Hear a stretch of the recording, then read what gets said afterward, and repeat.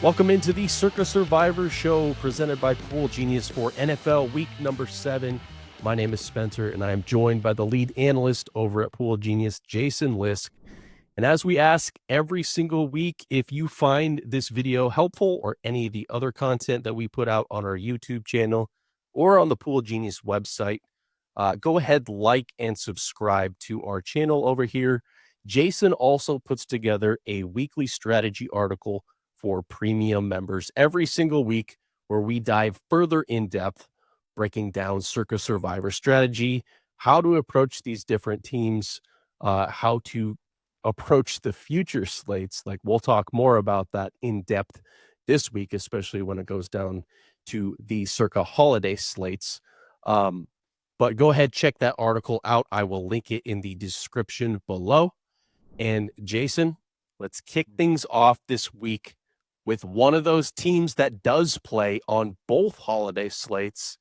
In fact, one of those teams that you are wearing on your forehead right now, the Kansas City Chiefs, which they are actually not our number one most popular team this week because of that limiting factor with the holiday slates.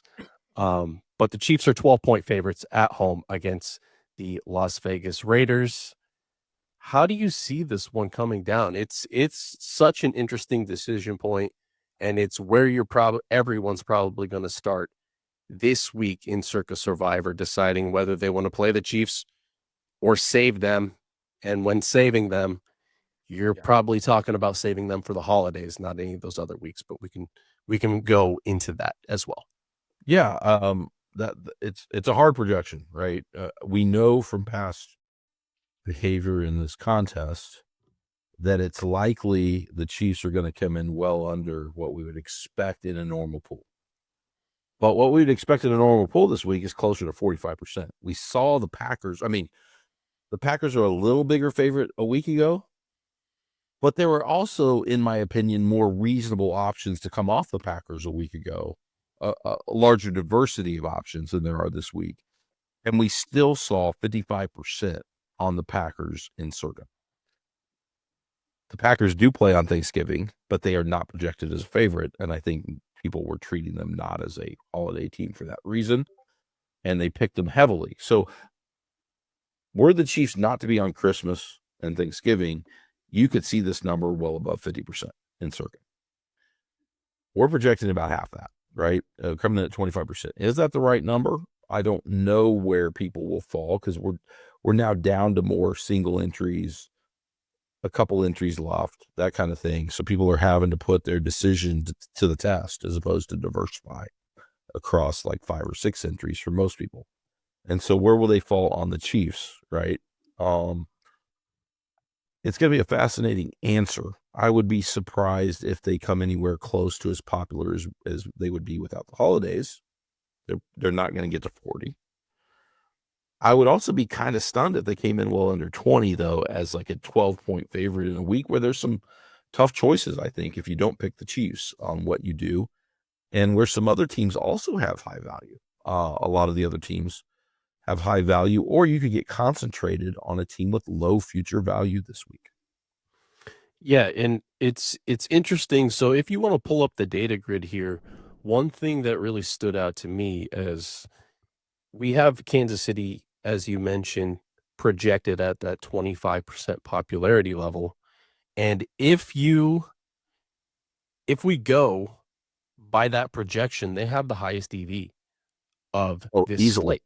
Yep. But I mean, that's in a vacuum, and you're still sacrificing like those future value considerations outside of that. So you have to determine if you are comfortable doing that or not. But like that just breaks down a couple schools of thought of how you're looking at that. And then, as you just brought up, there's the pivot of, if not Kansas City, if you want to keep them in your back pocket for the future, especially the holidays, where are you going? And we see some of those teams, those other teams that'll be really popular. Like we have the New England Patriots at 30% popularity. That's not great EV for a 7-point road favorite in this spot. I understand who their opponent is, and the Tennessee Titans haven't shown much life at all this season. So that's why they will be a popular choice. But I just don't see many great EV options outside of that.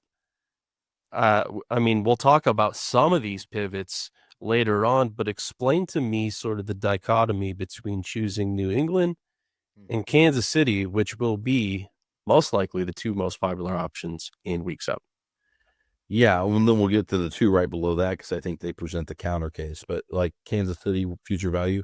New England, maybe not as much future value in this contest, but still, I'm going to sort by future value here. Now keep in mind we aren't showing Buffalo, Baltimore because they're on a bye. But of the teams playing this week, and so Buffalo and Baltimore I think are above New England. But they're 5th this week and like 7th overall. So New England has continued to move up in future value. They haven't really been heavily used, so they're not gaining future value like the Colts are, where it's like limited usage, increasing late spots where they just can't be used. The Patriots have a lot of like good spots where you're going to want to consider them. They have probably the easiest schedule as we look at it, like over the next 2 months. So the Patriots are a very important piece, and you're going to be using that Patriots piece to try to figure out where to catch them and save a different team, right? And that could be this week with Kansas City. It could be a different week. Like if you've used the Colts, maybe you want the Patriots for next week when they play the Browns. Maybe you want them for week 11. Maybe you want them for week 13B when they host the Giants and maybe low owned by then in a tough week. There's all sorts of spots for the Patriots. I'm going to show their season view. So look, like we've got 74, 71, 75 against the Jets in week 11 and another pretty like week where there's going to be spread out popularity and choices. That 13 week is fairly tough. There aren't a lot of choices that week. And same with the week 17 slate late. And then if they haven't clinched the East, if them and Buffalo are tight or like in a shootout down the stretch of who's going to win the division, they get Miami at home in January in Foxborough with maybe a lame duck coach, or maybe he's gone by then. I mean, like, so there are a lot of spots where New England is a sneaky good value in this contest that using them has a fairly high future value cost as well. And so I don't think it's as simple as I'm saving the Chiefs and using New England. I think you're going to look at both and like how you want to play it out. It may depend on what your entries used, right? Yep, for sure. And we can look. I mean, you say that it's not one or the other necessarily. So let's look at some of those other options below those top two teams. We have a tier of, I'm going to group these together because they sort of have similar profiles in terms of win odds and popularity as well. So Chicago, we have against the Saints at home, coming off a big win, Monday Night Football. They are listed at a 5-point favorite. 68% win odds is what the market is giving them. We are a little bit lower on them here in this spot. They are 100% available, so that's going to come into play a little bit. There are a couple spots to use the Bears you could consider that are similar to this week. Looking forward, week 10 at the Giants, similar win odds, or home versus the Giants, I should say, similar win odds. Week 15 is another spot, home versus the Browns, a little bit higher win odds than we're seeing this week. So depending on how you feel about those, could be potential other spots to use the Bears. But mostly this looks like, hey, if you want to use the Bears, sneak them through to preserve some future value, this might be the spot for that. And they are the quote unquote future value savings play here on this slate if you're looking at it from that perspective. Now, there are a couple riskier plays that you could look, but the Bears as a 5-point favorite at home, they're gonna get some pull this week. Yeah, and I'm sitting here, and a lot of this is what happens when we record the show. I sit here and I look at it, and I think about it. I may bump the Bears up by my Thursday numbers, and so when you check back in, because as I look at this, 68% market odds, 5-point spread, we've seen teams like the Cowboys get to 20% back in week 2. And we've seen some, so I think they could be like, I think a few more people could break the Bears, and I might bump this number because I feel like it's not going to be much below this, but I could see them getting steam in this contest if people opt to save the Patriots and Chiefs. We saw the Steelers last week come in as a kind of a surprise number 2 with a similar case, about favored by about 6, 5.5 against the Browns. And then we see the Steelers back this week, so those people can't use them again, but they're still going to have some popularity as that alternate choice because I think the Steelers are in the same range. Now, here's what I'd say about the Bears. Like, people talk about the holidays, all this, right? And I know it feels gross, but the Bears play on Black Friday. What if? I mean, right now we've got that at like 67% Eagles, 33% Bears, right? So maybe you're not wanting to play the Bears at that number. I don't know. But that number was probably at 75% a couple weeks ago. We thought the Eagles were better. The Eagles are trending out. What if that trend continues? And what if we show up to Thanksgiving and it's like 60-40, right? But people have the Eagles available. They didn't use them last week. They mostly saved them week 1. They might use them, but let's say like 70% of the pool has the Eagles. Well, the Eagles may still draw as a 3-point favorite, 3.5-point favorite, 30% of the picks. If this contest is really large, there could be an argument as a leverage underdog on a pick like the Bears. So they don't have no future value on Thanksgiving.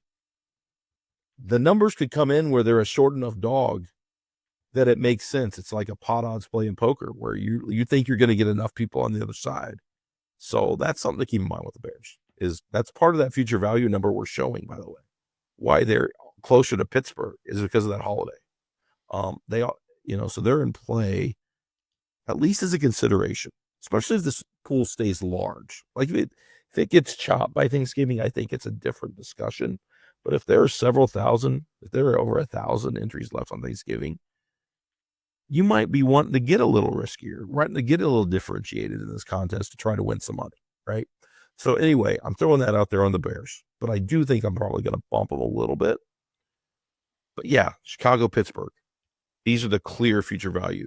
Of the other teams that I think are in play as a reasonable choice, New England, we talked about their future value. Kansas City, we talked about theirs. Denver, heavily used and has good future value in week 10 and plays on Christmas. Green Bay, heavily used last week. So it's pretty clear to me. If people are looking to not use a team that's going to come up in several spots over the last half of the year, they're looking at Chicago and Pittsburgh. Yeah, and I'm looking at Pittsburgh for future value considerations, and they have some spike weeks here.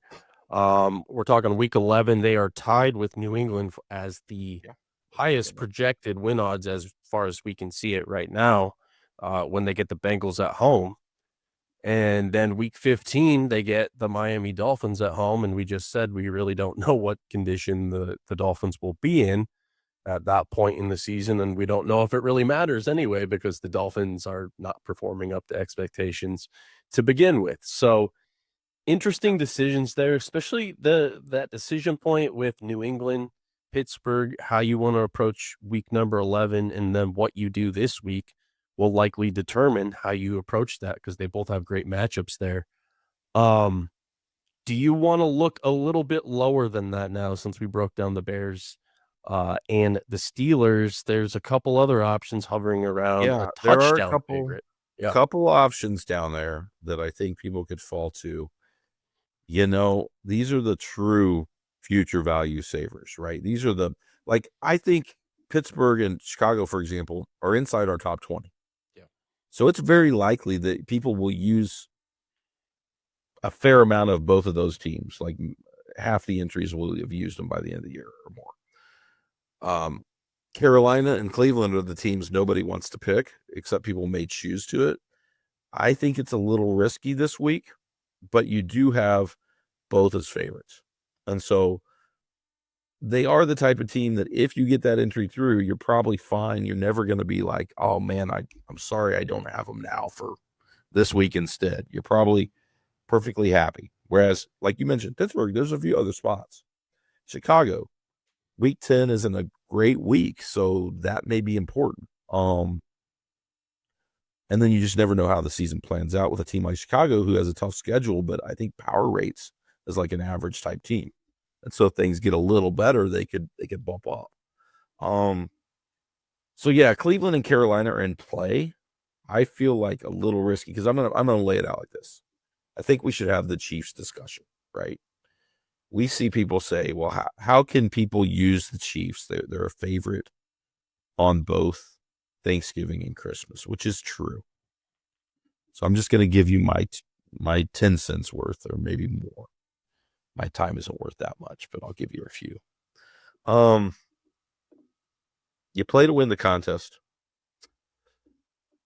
That's 20 picks. All those picks matter, right? You're trying to find the best value across your 20 picks. And so there's an argument, right? I want to have as many holiday teams, yes, as I can. But if you truly do show up to Christmas with all those teams available, congratulations. Because you probably did have to pick the Browns and the Panthers and the Saints to get there. Because if you think about, if I'm going to save like 5 of those teams, I'm going to have to go like 24, 25 deep on the list. Like I'm going to basically have to pick dang near everybody except the Jets, the Titans, teams like that. I'm going to have to be dipping into these teams a lot. So which means I'm taking teams that are favored by less than a field goal in some cases. Would I rather do that, or would I rather fire the Chiefs as a heavy favorite and at high EV and then be fine falling back to Minnesota or Dallas or Washington, et cetera, and leaving several of those options open?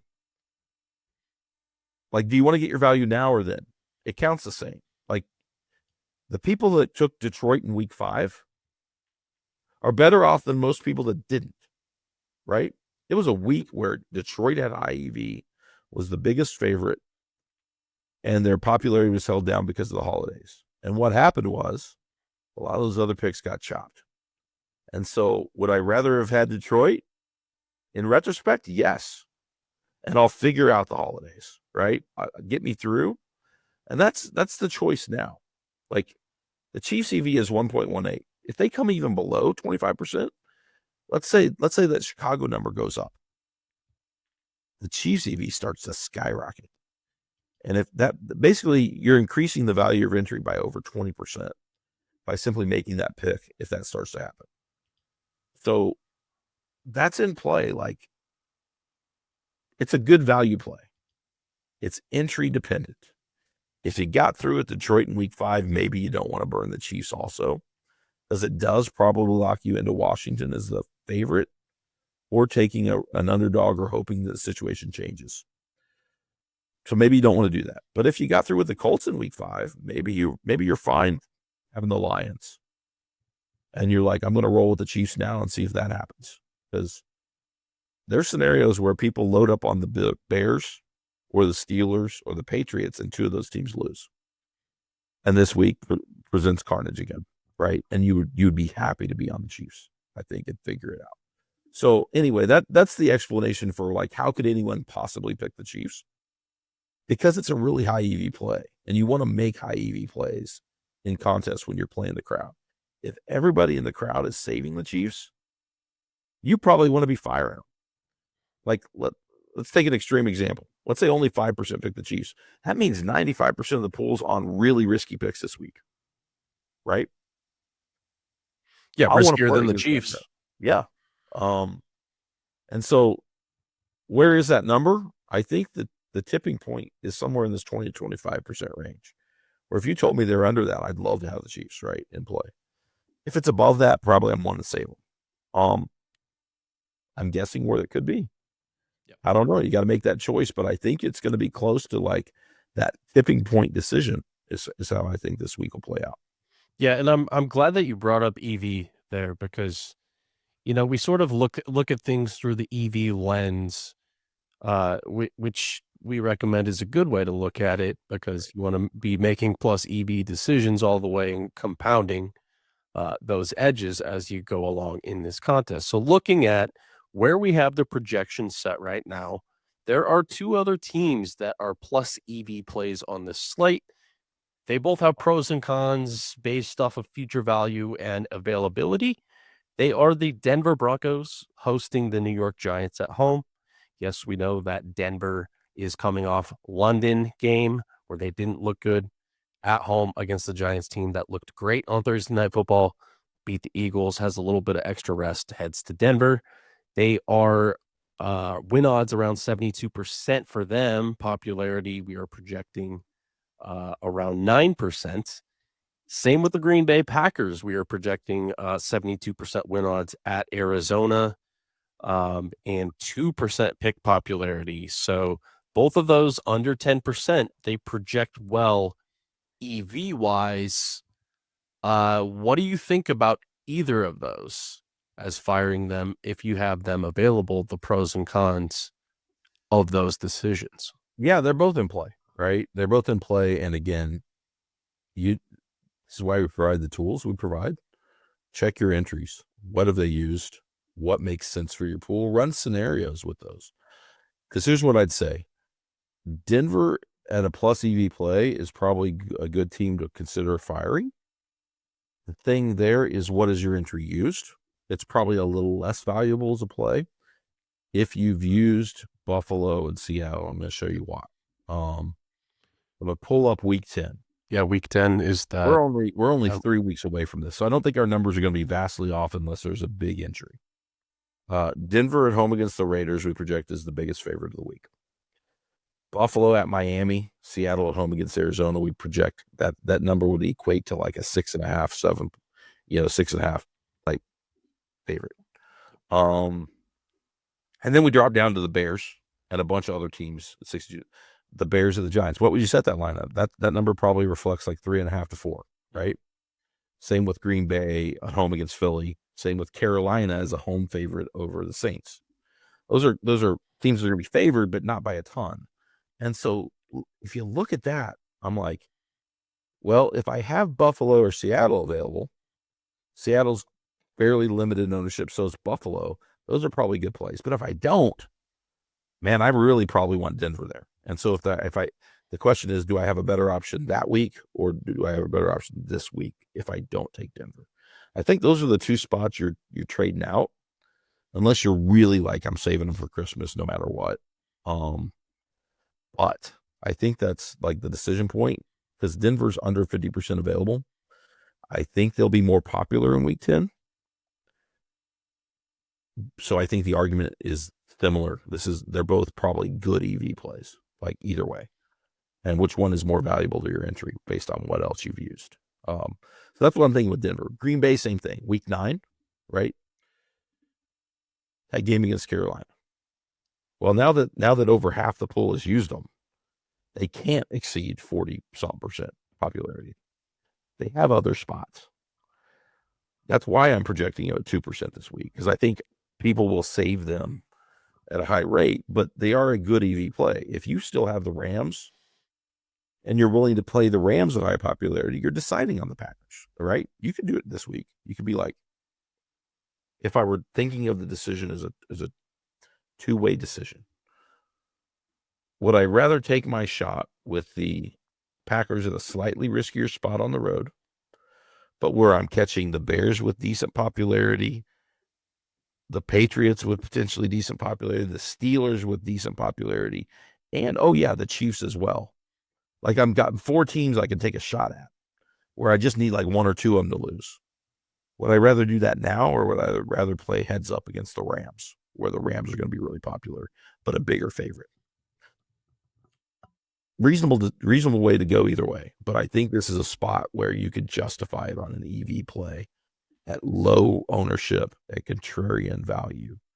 This one probably has the higher upside of paying off something and advancing your entry and cutting the field, whereas the other one has like a much lower chance of happening, but would wipe out the pool if the Rams lost. Right. And I think that's a great breakdown, great way to look at it. There is actually one other team that we project with plus EV on this slate, and we can go over it quickly. Detroit Lions -5.5 at home. We have 69% win odds against Tampa Bay. They're only available to about half the field. I think this is probably a pass. Would you agree, Jason, that there are way more valuable spots with Detroit? But I don't know. How do you feel about that? Yeah, because we showed Green Bay and Detroit with similar future value, but it's distributed differently, Yeah. right? It's later in the year and it's several other weeks, whereas Green Bay's is mostly week 9 and then spread across some others. I think Detroit's is heavily concentrated on some of those holidays, Yep. as well as week 12. Holidays. Yeah. Yeah. And so I'm probably a save here, even though they show similar future value, because the EV's lower. If I'm using Detroit, I mean, those numbers look the same, but that's closer to like a 10% increase or a 5% increase in your expected value from week to week. So if I'm using Detroit and Kansas City, I want a payoff that's higher than that, I think. Plus, you just got the factor of the injuries, the risk they're going to their bye. I think I'm probably, if you got through week 5 with somebody besides Detroit, I'm probably holding them for a more valuable spot. Yeah, and so a couple others, I don't think we have to spend a ton of time on these. Seattle, I think they have enough future value that you probably don't want to deploy them in this spot at home against Houston as a 3-point favorite. I'm just looking ahead here for Seattle. Week 10, they get Arizona at home. Week 12, they are at Tennessee. They have some good spots that because of their low ownership that we didn't anticipate back when they were heavily owned and heavily picked. I think it was week 4, or maybe it was 4. Yeah, against the Saints when they won. Yeah. Because of that, and because they're continuing to trend upward, they have some good, like, relatively low ownership spots where I think they'll have better EV. Yeah, I think if you have Seattle, I mean, that's the example we just talked about. Seattle, Denver. I'm probably going Denver now, Seattle later. Absolutely. If I have both. Yeah, and then another team we talked about that has a decent amount of value down the line. The LA Rams are favored by 3 in London against the Jaguars. I don't think you really need to take them here. Much better spots upcoming. They don't have Puka Nacua this week. A lot of variables going into that game overseas. It's probably a pass on the Rams, and if you were looking at that to begin with. Yeah, if I'm taking a team well below 0.95 in EV, I'm doing it because I think I'm saving really good teams for a different spot. I'm not using a team I can also use in a better spot. So yeah, the only teams I'm looking at down there are the teams at lower future value. Like, I get the thesis of using the Browns.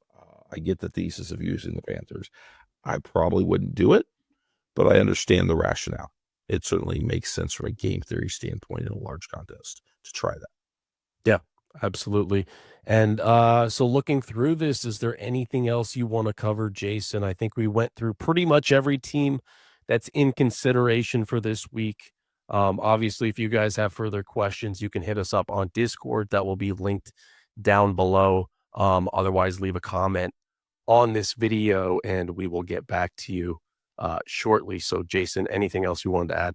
No, I just say if you are out there and you haven't subscribed to our Circa Survivor tools, you can load your entries in and run our optimal path tools. That means you can generate like the best path through the season. You can also lock in picks. So let's say you want to run scenarios where I'm like, I'm going to save the Chiefs for Christmas now. I want to see what path that gives me.